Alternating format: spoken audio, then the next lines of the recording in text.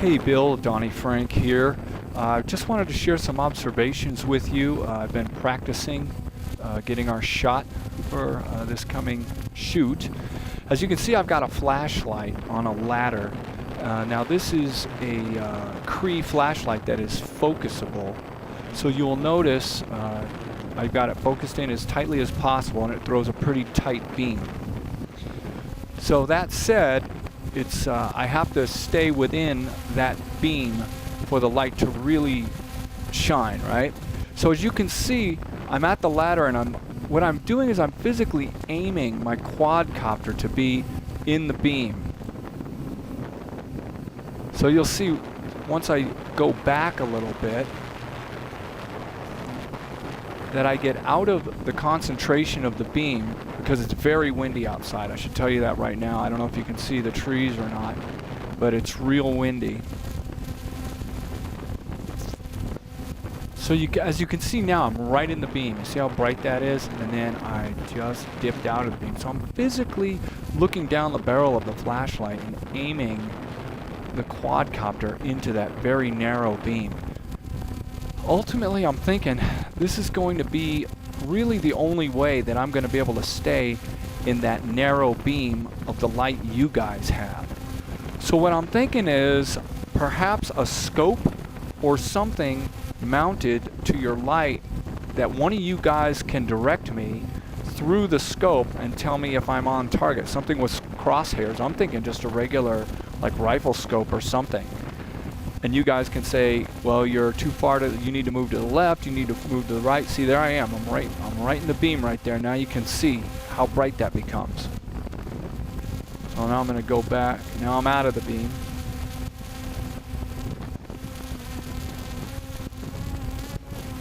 I'm going to go way back.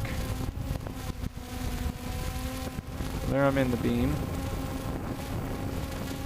And that jiggling is from the wind. It's really windy up there.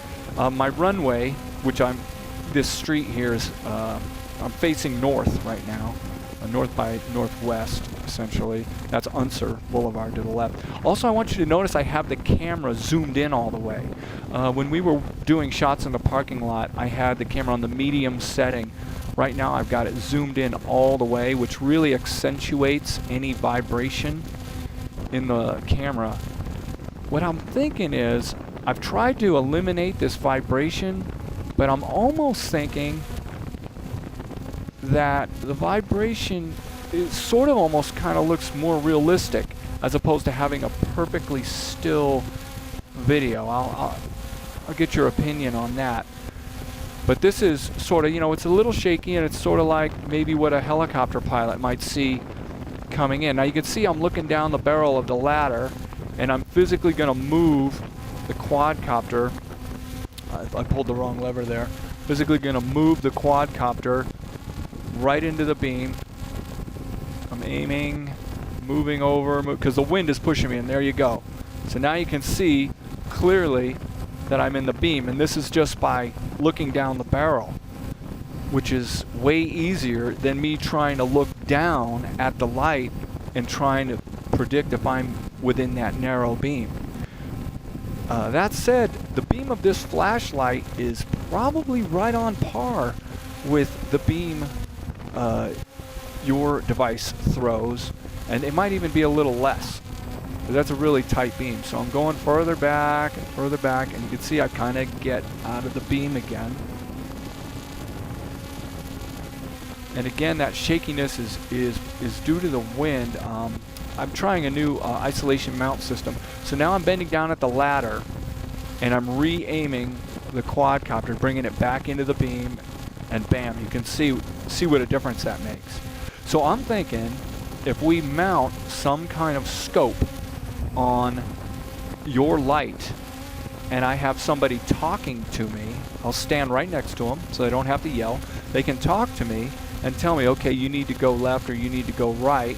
Well, naturally I'm facing them, so their right's going to be my left, so they're going to have to turn themselves around, or I'll have to turn myself around. So we're going back, and so right now I'm just flying it with my goggles, trying to stay in the beam, and it's futile. Mostly because the wind is blowing me back. I've got the quadcopter set to where the course lock, now I'm really far away, the course lock is right in line with where the flashlight should be. So there, now I'm moving myself physically into the beam. See, look at that. So I'm really thinking that if you guys can mount some kind of scope on that light and have somebody physically direct me, I'm thinking that that's going to be the way to go. Now, that said, the shakiness of the footage, I'm tempted to not engineer that out, because I'm thinking that that's going to kind of be reminiscent of a helicopter ride. So again, I would defer to your expertise on that, and we can edit out those little wobbles once in a while. But those wobbles won't be there if it's not windy. Again, if it's just really windy right now. And that's why my quadcopter is kind of blowing all over the place. So there you go, a little Cree flashlight. And I think, if you recall, Tim measured the candle power of this flashlight was 1500. So this is a lot less powerful than your light. And you can see, I can see it pretty good. And this is sundown when we're going to be shooting. And I believe the direction of the landing field is north-south, just like this street. So we're going to have the sun to the left. And so I don't know. Give me share your thoughts on what you think of this video. All right? Thanks, Bill. Bye.